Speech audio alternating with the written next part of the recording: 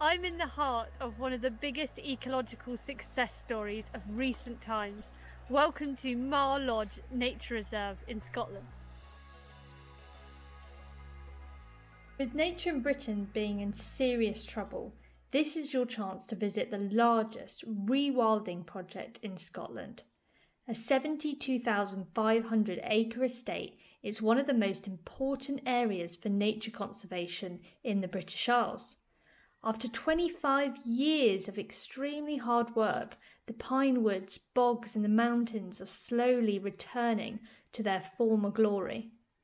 Over 5,000 species have been recorded here, many of which are rare and endangered.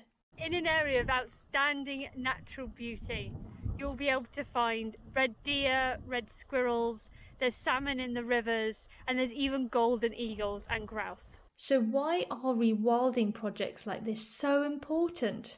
And why do we need to see more of them?